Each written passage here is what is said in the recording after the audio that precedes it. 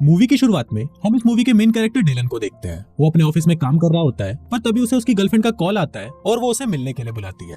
दूसरी तरफ हम इस मूवी के एक और मेन कैरेक्टर जेमी को देखते हैं, जो अपने बॉयफ्रेंड का वेट कर रही होती है। डिलन जहाँ पर लॉस एंजलिस में रहता है, वहीं जेमी न्यूयॉर्क में रहती है। इसके बाद हम देखते हैं कि जब वो दोनों अपने अपने पार्टनर से मिलते हैं, तो डिलन की गर्लफ्रेंड डिलन से और जेमी का बॉयफ्रेंड जेमी से ब्रेकअप कर लेता है। अब उनका ब्रेकअप हो जाने की वजह से वो दोनों फैसला करते हैं कि अब से वो कभी भी रिलेशनशिप के चक्कर में नहीं पड़ेंगे। अब से वो हमेशा सिंगल रहेंगे और खूब मौज मस्ती करेंगे।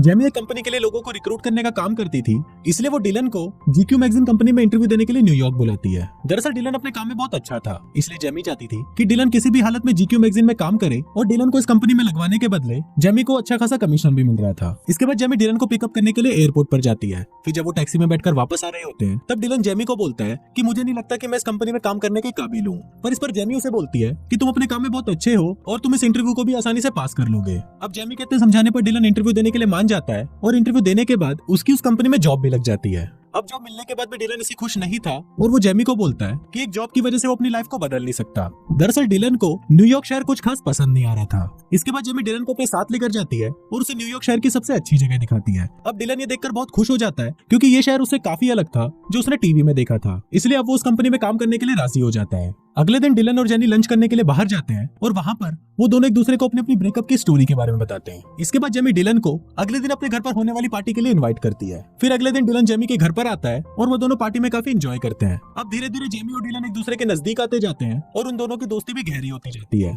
फिर एक दिन जब ये दोनों टीवी पर मूवी देख रहे होते हैं, तब जेमी डिलन को बोलती है कि काश मेरी जिंदगी भी इन टीवी एक्टर्स की जैसी होती। मेरी जिंदगी में कोई ऐसा होता जो मुझे बहुत प्यार करता और जब मैं उदास होती तो मुझे मनाने के लिए शाही घोड़े पर बैठकर कोई राजकुमार आता। इस पर डिलन उसे बोलता है कि ये सिर्फ फिल्मों में ही होता है और असली जिंदगी में इसका कोई मतलब नहीं है। इसके बाद वो दोनों आपस में घपाघप वाली बातें करने लगते हैं और फिर डिलन जेमी को बोलता है कि घपाघप एक टेनिस मैच जैसा होना चाहिए, बस खेलो, एंजॉय करो और निकल जाओ। तभी डिलन के दिमाग में एक आइडिया आता है और वो जेमी को अपने साथ एक टेनिस मैच खेलने के लिए बोलता है। पर इस पर जेमी उसे बोलती है कि वो उसे इस नजर से नहीं देखती। तो डिलन उसे बोलता है कि मैं तभी तो बोल रहा हूँ, इससे हम अपनी मौज मस्ती भी कर लेंगे और हमारे बीच किसी भी तरह का इमोशनल ड्रामा भी नहीं होगा। अब ये आइडिया जेमी को भी पसंद आता है और फिर वो दोनों बाइबल पर हाथ रखकर कसम खाते हैं कि वो सिर्फ दोस्ती रहेंगे और कभी भी एक दूसरे से प्यार नहीं करेंगे। अब जब दोनों के बीच में सारी चीजें क्लियर हो जाती है, तो उसके बाद वो दोनों टेनिस का मैच खेलना शुरू कर देते हैं। अब इसके बाद से ही वो दोनों बस दिन रात घपाघपी करते रहते हैं। वो दोनों इतना घपाघप करते हैं कि दोनों के बीच में चीजें ऑकवर्ड होने लगती है और कुछ दिनों तक वो दोनों एक दूसरे से बात भी नहीं करते। कुछ दिनों बाद वो दोनों एक पार्क में मिलते हैं, जहाँ जेमी डिलन को बताती है कि उसे लगा था कि सिर्फ घपाघप करने की वजह से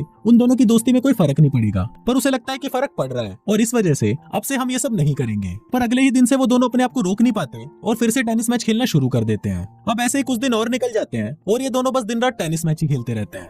अब एक दिन घपाघप करने के बाद जेमी डिलन से बोलती है कि मुझे लगता है कि अब मुझे एक बॉयफ्रेंड बना लेना चाहिए और इसलिए अब से हमें ये मैच खेलना भी बंद कर देना होगा। इसके बाद वो घूमने के लिए एक पार्क में जाते हैं, जहाँ जेमी को एक लड़का पसंद आ जाता है। फिर वो उससे बात करने के लिए उसके पास जाती है और कुछ देर बातें करने के बाद वो उससे उसका नंबर ले आती है। अब इन दोनों में भी डेटिंग होना शुरू हो जाती है और वो लड़का जेनी को बताता है कि वो एक डॉक्टर है और वो छोटे बच्चों का इलाज करता है। अब कुछ दिनों तक एक दूसरे को डेट करते हैं और फिर एक रात जेमी और डॉक्टर भी एक साथ टेनिस मैच खेलते हैं। अगले दिन वो डॉक्टर बिना बताए जेमी को छोड़कर वहाँ से जा रहा होता है, पर तभी जेमी उसे देख लेती है और उसके पूछने पर वो डॉक्टर उसे बताता है कि वो उसके सपनों का राजकुमार नहीं बन सकता। ये सुनकर जेमी को बहुत गुस्सा आ जाता है और वो उसको गालियां देकर वहाँ से भगा देती है। इसके बाद जेमी डिलन के पास आती है और उसे उस चूतिया डॉक्टर के बारे में बताती है। इस पर डिलन उसे बोलता है कि वो डॉक्टर तो बहुत बड़ा खिलाड़ी निकला और अपनी ठरक मिटाकर वहाँ से चला गया। इसके बाद डिलन जेनी को बताता है कि वो इस वीकेंड को अपने घर लॉस एंजलिस जा रहा है और अगर जेनी चाहे तो उसके साथ चल सकती है। इस पर पहले तो जेनी उसे मना कर देती है, पर डिलन के फोर्स करने पर वो मान जाती है। इसके बाद वो डिलन के घर लॉस एंजलिस जाते हैं। वहाँ पहुंचने पर डिलन के डैड और उसकी सिस्टर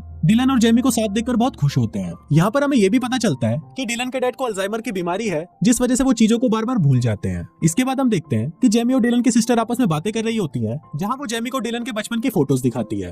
अब रात को डिलन के अंदर ठनक जागने लगती है और वो चुपके से जेमी के कमरे में टेनिस मैच खेलने के लिए आता है। पर इस पर जेमी उसे बोलती है कि हमने डिसाइड किया था कि फिर कभी भी टेनिस मैच नहीं खेलेंगे। पर फिर भी डिलन उसे मैच के लिए मनाने की कोशिश करता है और कुछ देर बातें करने के बाद जेमी भी मैच के लिए मान जाती है और फिर वो दोनों पूरी रात टेनिस का एक पूरा टूर्नामेंट खेलते हैं। अब अगली सुबह जब सभी लोग साथ में ब्रेकफास्ट कर रहे होते हैं, तो वहाँ हम देखते हैं कि जेमी का बिहेवियर थोड़ा बदला हुआ लग रहा था। वो डिलन को पसंद करने लगी थी और उसे उसकी फैमिली भी बहुत पसंद आई थी। इसके बाद हम देखते हैं शाम को डिलन और उसकी बहन एमी आपस में बातें कर रहे होते हैं और फिर एमी डिलन से पूछती है कि इसके बाद हम जेमी से कब मिल पाएंगे। तो डिलन उसे बोलता है कि मुझे नहीं पता। इस पर एमी उसे बोलती है कि क्या तुम्हारी गर्लफ्रेंड और तुम्हारे बीच में झगड़ा हुआ है। तो इस पर डिलन उसे बोलता है कि जेमी मेरी कोई गर्लफ्रेंड नहीं है और हम दोनों सिर्फ दोस्त हैं। डिलन उसे ये भी बोलता है कि मैं जेमी को कभी भी अपनी गर्लफ्रेंड नहीं बना सकता क्योंकि वो बहुत ज्यादा इमोशनल है और उसका दिमाग भी खराब है। अब उन दोनों की ये बातें जेमी भी छुपकर सुन रही होती है। फिर जब रात को सभी डिनर कर रहे होते हैं तभी जेमी वहाँ पर आती है और उनको बोलती है कि उसे किसी काम की वजह से न्यूयॉर्क वापस जाना पड़ेगा।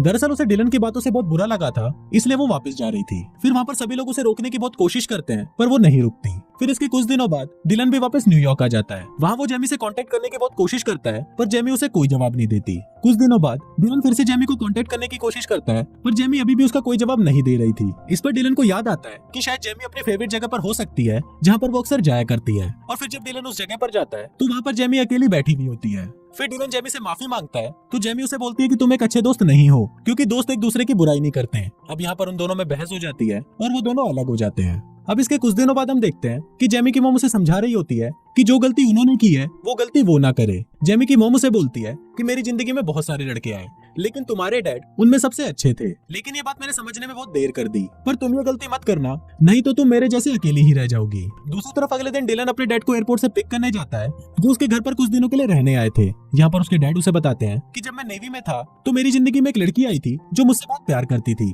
पर मैं इस बात को कभी समझ नहीं पाया और जब मुझे ये बात समझ में आई तो तब तक बहुत देर हो चुकी थी। काश मैं तुम्हारी उम्र में ही अपने प्यार को समझ पाता। अब ये सुनकर डिलन को भी जेनी की याद आने लगती है जो उसे बहुत प्यार करती थी पर अपनी ईगो की वजह से उसे जेमी को कभी भी अपनाया ही नहीं। इस पर उसके डैड उसे बोलते हैं कि अगर तुम्हारे प्यार में थोड़ी सी भी गुंजाइश है तो जाकर अपने प्यार को बचा लो। फिर डिलन अपने डैड को घर छोड़कर अपने मिशन को पूरा करने के लिए निकल जाता है। इसके बाद हम जेमी को देखते हैं जो अपनी मॉम से बात कर रही थी क्योंकि उसकी मॉम ने उसे एक जगह पर मिलने के लिए बुलाया था। जेमी अपनी मॉम से पूछती है कि आप कहाँ पर हो तो इस पर उसकी मॉम उसे बोलती है कि वो एक टाई पहने हुए लड़के के पास खड़ी है। अब जेमी उनको ढूंढ ही रही होती है पर तभी वहाँ पर सभी लोग डांस करने लग जाते हैं। इसके बाद वहाँ पर उसे डिलन खड़ा हुआ दिखता है जो उसके पास आकर उससे माफी मांगता है। वो उसको बोलता है कि वो उसे बहुत मिस कर रहा है और वो जेमी से बहुत प्यार करने लगा है। इसके बाद वो जेमी को घुटनों पर बैठकर प्रपोज करता है और फिर वो दोनों एक दूसरे को किस करते हैं। इसके बाद वो दोनों एक साथ डेट पर जाते हैं और ये उनके रिलेशनशिप की पहली डेट होती है। और कुछ इसी तरह से ये फिल्म यहीं खत्म हो जाती है।